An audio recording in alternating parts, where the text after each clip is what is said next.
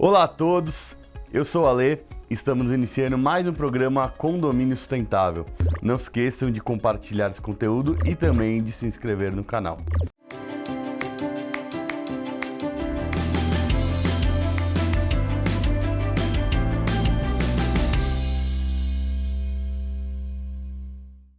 Bom, no último bloco estávamos falando sobre sustentabilidade, os desafios para condomínios.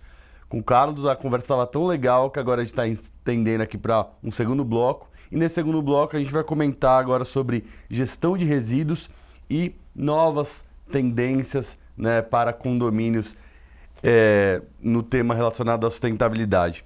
Então, Carlos, vamos começar aí pela gestão de resíduos, né? O que vocês ali no condomínio implementaram relacionado a resíduos, coleta seletiva, compostagem? Me conta um pouquinho. Nós implantamos a coleta seletiva pelo Instituto Muda. Tá bom. Foi um case de sucesso no condomínio e eu explico por quê. A prefeitura ela faz um serviço de coleta seletiva, só que ela passava uma vez por semana. Então o que acontecia? O condomínio ficava acumulando lixo, literalmente dentro, né? Então, mas vamos separar, então vamos vender para o senhorzinho que passa com a Kombi, com o caminhão. O problema, gente, aparentemente, você monetizar esse lixo parece uma boa prática, e não é. Porque o problema do lixo é o manejo dele. Lixo produz gás, lixo gera vetor, barata, rato e principalmente o escorpião, que é o que eu vou destacar que aqui. Interessante. Então, muita gente fala, então eu vou vender lá para o senhorzinho que passa com o caminhãozinho, aí o condomínio recebe 100, 200 reais, que seja 500 reais, só que aquele lixo está gerando todos esses vetores e a gente tem uma população de escorpião elevadíssima. Isso são dados do Instituto Butantan, tá? Eu tive no condomínio, esse condomínio que eu administrei, o escorpião, ele se alimenta de barata e ele está começando a subir. E é o escorpião amarelo, Caramba, que é um dos mais letais. É uma criança de 5 anos, tomou uma picada, você tem mais ou menos 1 hora para socorrer a criança, para dar um antídoto.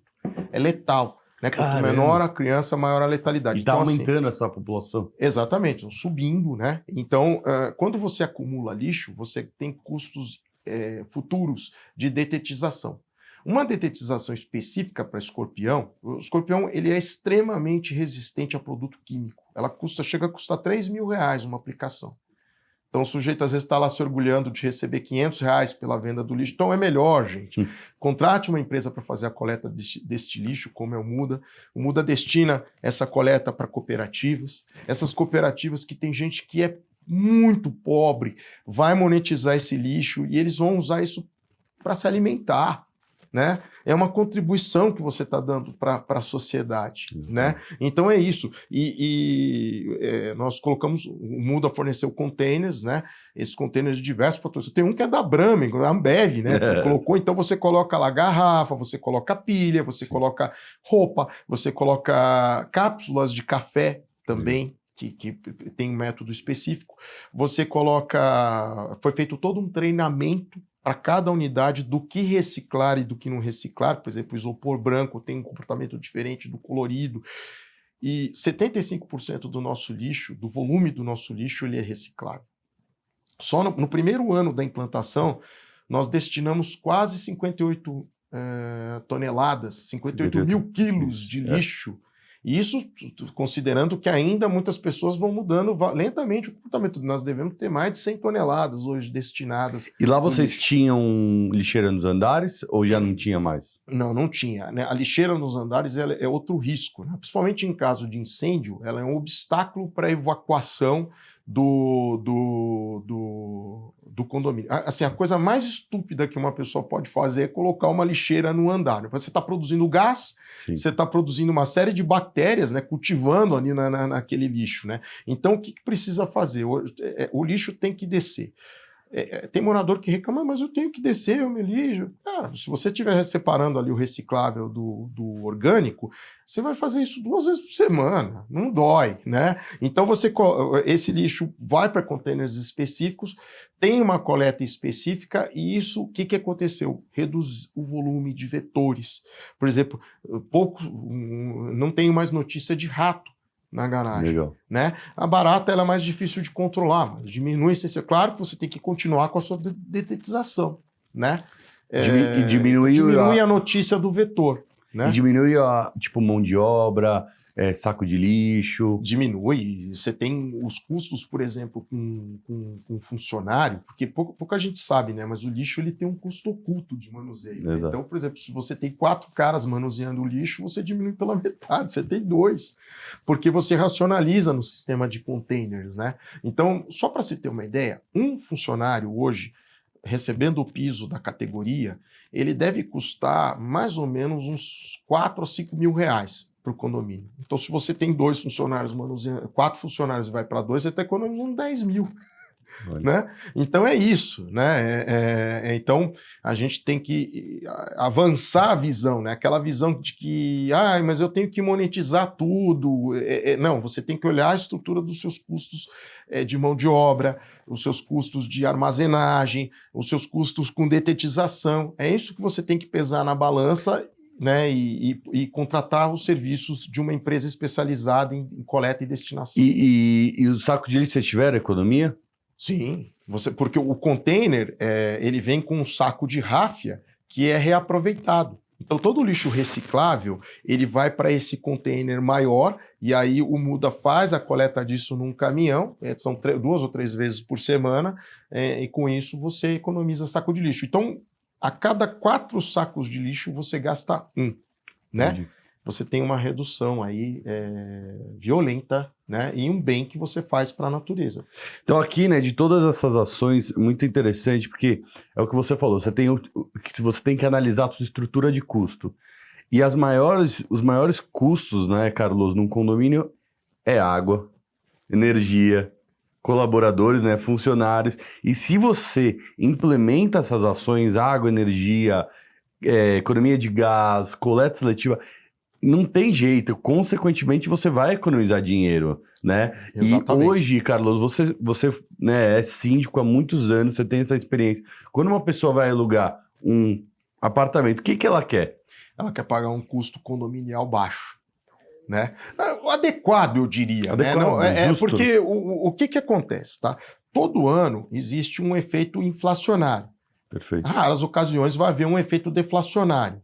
Mas se você, por exemplo, tinha um reajuste na casa de 12% e você consegue, ao final de um exercício, aplicar 5%, aplicar 7%, você está gerando um ganho para a comunidade de 5%. Ao invés dele destinar para o condomínio aquele 5%, ele está destinando para uma poupança, para pagar uma outra despesa qualquer interna dele, né? Então é isso, é diminuir o impacto desse reajuste, né? Considerando que infelizmente as contas se elevam. Então vamos lá, se a Enel, se a agência reguladora autorizou um aumento de água, autorizou um aumento de luz, ou autorizou um aumento de gás, se não me engano é a Arcesp que autoriza alguns desses aumentos, e eles estão na casa de 12%, se você consumir menos, você tem uma conta de energia menor. Virá os 12%, só que talvez ele se transforme em 7% na conta final, na próxima assembleia condominial. Ótimo. Sempre vai ter reajuste de condomínio, né? Mas você tem que diminuir esse impacto, né?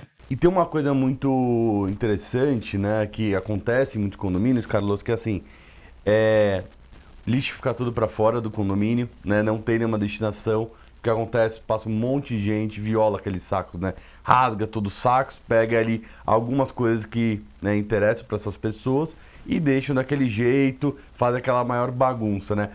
Esse problema também foi resolvido de uma maneira ou outra? Foi resolvido, né? Eu acho que hoje a gente tem que saber fazer o bem, né? Então, é muito mais racional você já ter a separação, a destinação, evitando rato, barato, escorpião, isso indo para uma cooperativa de gente pobre, que vai se alimentar a partir do manuseio desse lixo, do que você deixar o saco na rua e aí, eventualmente, passar alguém que vai abrir aquele saco, coitada da pessoa, ela está ali passando fome, né? Mas ela abre o saco, é o que ela faz. Ela não vai colocar tudo no lugar. Então ele tira lá, por exemplo, uma latinha, o saco fica aberto, é o que acontece? Às vezes um animal de rua, um cachorro, ele acaba de fazer o serviço, espalha todo aquele lixo e aquilo vai gerar barata, e a barata, por conseguinte, vai chamar o escorpião para cima do bueiro. Lembrando que o escorpião ele é mortal para criança pequena, né? Então, quando você contrata a destinação, você resolve esse problema, né? Lá no nosso bairro, o que a gente tem defendido? Que os condomínios contratem o manuseio do lixo e que essas pessoas que hoje estão na rua em condições indignas, elas também sejam contratadas pelas cooperativas, né? Então o cara vai poder tomar um banho, ele vai vestir um uniforme, ele vai ter uma identidade. Isso é muito importante também, né? Então, assim, a gente não pode confundir tem o jeito certo de fazer o bem. Tem um jeito racional de se fazer este bem para a sociedade. Lembrando que este serviço de coleta contratado, ele faz um tremendo bem para a sociedade e ele vai alimentar famílias pobres. Legal, muito bacana. Carlos, e o que você aí vê de tendências de sustentabilidade para condomínios? Eu vejo algumas delas, né?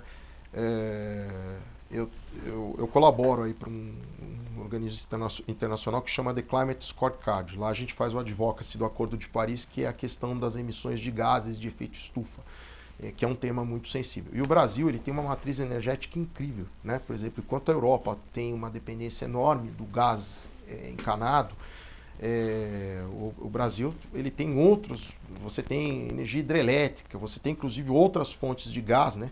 Tem uma matriz, né, que se chama matriz de Hefner, que prevê que em um determinado momento o mundo todo vai passar, por exemplo, para o gás natural.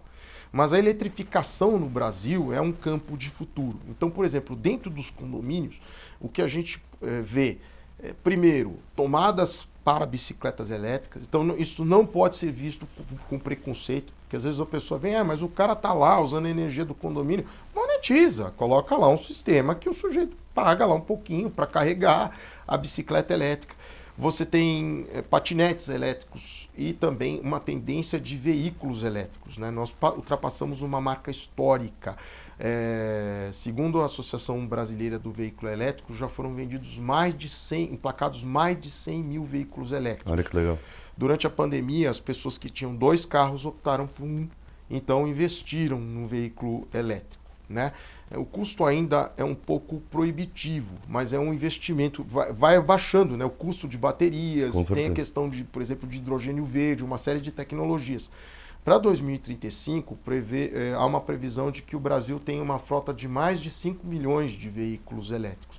Então, os condomínios precisam começar a pensar em estações elétricas para energizar esses veículos, né? Assim como os edifícios comerciais têm, assim como os grandes shopping centers já têm, né? Isso já é uma realidade em países desenvolvidos, como por exemplo nos Estados Unidos, né? Então não pode ser olhado com preconceito. Isso tem que ser sim observado, porque em algum momento carros movidos a combustíveis fósseis vai ser coisa do passado. E ele vai ser um híbrido, pelo menos o híbrido, com a questão elétrica, né? Então, e está ficando cada vez mais barato.